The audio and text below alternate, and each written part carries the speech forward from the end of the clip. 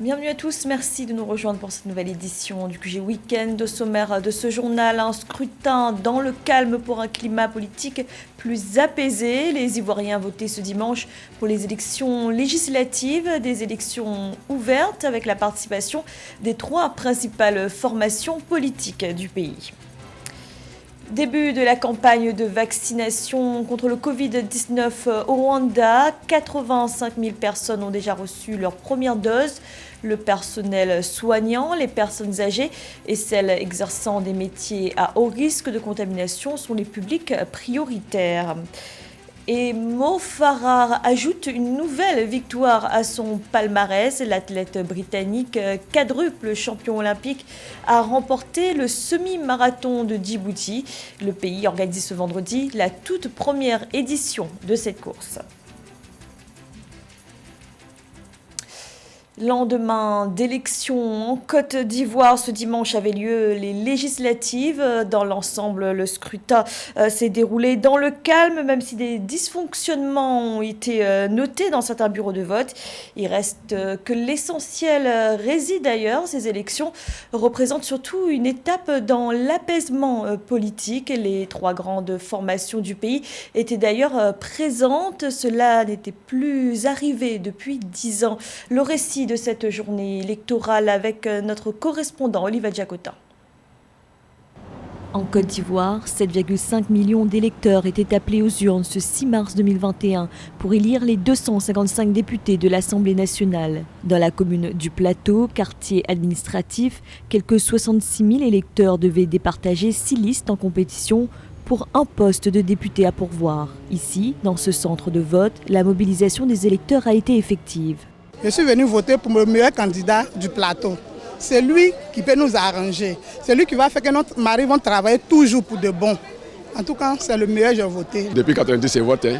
Donc, moi, quand je vote comme ça, je suis content. Et le lendemain, je suis fier de dire à mes amis que je suis content. À cause de ça, il y a l'encre dans ma main et puis il y a ma carte qui est là. Donc, c'est comme ça. Il faut voter en tant que citoyen. Pour qu'on ait la paix à Côte d'Ivoire. Je suis venu voter normalement. Il faut que tout le monde vote normalement aussi. Il y a longtemps, nous attendons ce scrutin pour que nous puissions choisir nos candidats, un candidat qui est sincère dans ce pays, de vraies personnes pour diriger notre pays, la Côte d'Ivoire. Retard dans l'ouverture de certains bureaux de vote, dysfonctionnement des tablettes numériques, manque de stickers et quelques échauffourées entre les électeurs sont des dysfonctionnements observés dans certains centres de vote à Abidjan. Les différentes difficultés, c'est les difficultés de départ et ça va de façon générale, ça va aller de façon crescendo dans la résolution. Ce 13e scrutin législatif reste l'un des plus ouverts en Côte d'Ivoire car toutes les grandes forces politiques sont en compétition. Pour rappel, les dernières législatives se sont déroulées en 2016 avec un taux de participation de 34,11%. Le mouvement de colère et de contestation au Sénégal ne faiblit pas après 3 jours de mobilisation et de troubles dans le pays, mais aussi à l'extérieur avec les rassemblements de la diaspora en France ou encore aux États-Unis. Le mouvement d'opposition au président sénégalais Macky Sall appelle à descendre à nouveau dans les rues ce 8 mars. Le collectif formé après l'arrestation de l'opposant Ousmane Sonko réclame notamment la libération immédiate de tous les prisonniers politiques. Ousmane Sonko qui doit être présenté à un juge. Pour rappel, les partisans du leader du parti PASTEF arrêtés pour trouble à l'ordre public dénoncent un complot. Actualité économique à présent, le Gabon pourrait bientôt bénéficier d'un nouvel appui financier du Fonds monétaire international. C'est ce qui ressort d'un entretien entre la chef du gouvernement Rose Christiane Osuka-Raponda et le représentant du FMI. L'institution financière entend soutenir le pays dans sa stratégie de transformation économique. Samantha Saberou-Sabouanga.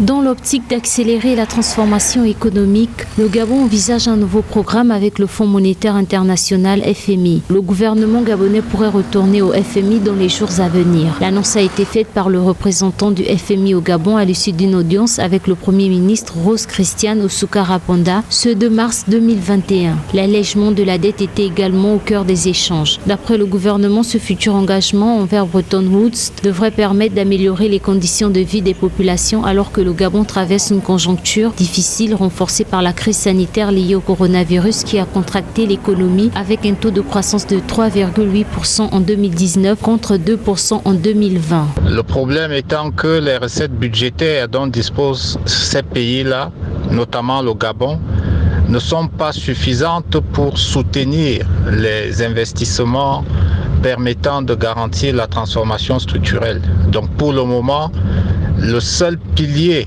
qui permet d'accompagner ces programmes de transformation structurelle reste l'endettement. Notons qu'en février dernier, le Gabon avait lancé un plan triennal d'accélération de la transformation 2021-2023. Ce dernier vise à accélérer la transition vers l'après-pétrole en activant les nouveaux moteurs de croissance et en repensant le modèle social du pays.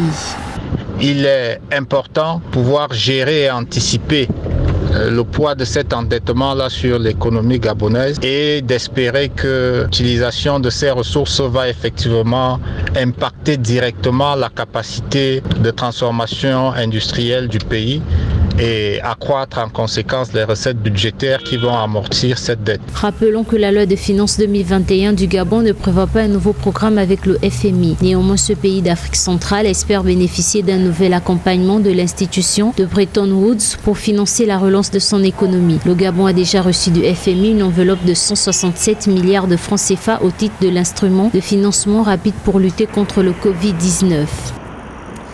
Des prévisions optimistes pour l'agriculture au Zimbabwe. La production de maïs notamment devrait rebondir en 2021. Une récolte de 2,8 millions de tonnes est attendue. Il faut dire que la météo a été plus clémente que ces dernières années où le pays avait été confronté à de graves épisodes de sécheresse. Lorita Simbo.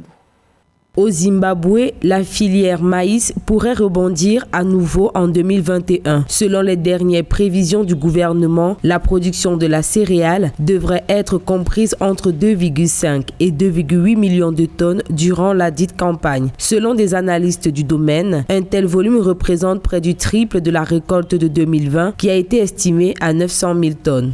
Si les prévisions de production de maïs telles que envisagées par le gouvernement zimbabwéen cette année 2021 sont atteintes, c'est-à-dire le triple de ce que l'on a pu constater au niveau de la production annuelle, exercice 2020 de maïs au Zimbabwe. Si ces prévisions sont donc atteintes, cela peut générer facilement des conséquences heureuses. D'abord pour les producteurs, c'est-à-dire les producteurs, plus vous produisez de grandes quantités, plus également vous gagnez en revenus. On va gagner également en revenus pour ce qui est des intervenants de la filière. Une autre conséquence heureuse, ça sera celle qui bénéficiera aux industriels. Les industriels, vous savez très bien, ont besoin du maïs, soit pour faire de la provende, donc les industriels du secteur de la provanderie auront de la matière première à disposition. Ces industriels ont besoin du maïs pour faire également, pour utiliser dans le domaine de la brassicole, le domaine de la brasserie, pour fabriquer des bières. Pour expliquer cet optimisme, les autorités zimbabwéennes mettent en avant des précipitations plus fortes que la moyenne qui sont tombées dans les régions de culture et ont permis de remplir les barrages du pays qui ont souffert des épisodes de sécheresse prolongés ces 2 dernières années. Pour la campagne 2021, les producteurs devraient livrer 1,8 million de tonnes de maïs à l'Office de commercialisation des céréales du pays. Les changements climatiques constituent aujourd'hui un véritable défi pour le développement économique du pays, des pays. Donc, ce n'est plus uniquement une affaire qui concerne le secteur agricole, ça concerne le monde tout entier. De façon isolée, qu'est-ce que le Zimbabwe peut faire maintenant pour résister face au changement climatique? Donc, premièrement, créer, comme c'est le cas au Cameroun par exemple, et dans certains pays comme la France ou bien l'Algérie, créer un office national des changements climatiques. L'avantage sera qu'on va suivre l'évolution donc de ce climat-là et dire aux populations à quel moment vous devez vous livrer à la culture de telle spéculation agricole ou à la culture de telle autre spéculation agricole. Notons que du côté des observateurs, ils restent sceptiques face à cette confiance affichée car l'année dernière, le ministère de l'Agriculture avait annoncé une production exceptionnelle de 3,6 millions de tonnes et seulement le quart de cette prévision de récolte a été concrétisé. Rappelons qu'au Zimbabwe, la culture du maïs s'effectue sur plus d'1 million d'hectares. Santé et le Rwanda qui a démarré sa campagne de vaccination contre le Covid-19 malgré les réticences d'une partie de la population. 85 000 personnes se sont déjà faites vacciner. La priorité est donnée dans un premier temps au personnel soignant particulièrement exposé, aux personnes âgées et aux métiers à haut risque de contamination. Reportage de notre correspondant Fratenda Kisenga. C'est le ministre rwandais de la Santé qui a officiellement lancé la campagne de vaccination contre le Covid-19 en se faisant vacciner devant la presse nationale et internationale le 5 mars 2021 à Kigali. Il donne ainsi l'exemple à la population en commençant par le personnel de la santé, les personnes âgées et ceux qui sont dans les métiers à haut risque de contamination par le virus. Je me sens très bien comme je me sentais avant d'être vaccinée. Bien sûr, je sais qu'il y a beaucoup de choses qui se disent par rapport au vaccin, mais cela ne peut pas m'empêcher de le recevoir car je sais bien que le gouvernement ne peut pas l'accepter tant qu'il n'est pas prêt. Je l'ai fait aussi pour montrer de l'exemple aux autres qui hésitent encore. Avant de recevoir le vaccin, chaque citoyen devra signer une sorte de contrat dans lequel est stipulé que la personne ne pourra pas poursuivre en justice le fabricant du vaccin, ni même l'organe administrateur en cas de conséquences liées au vaccin.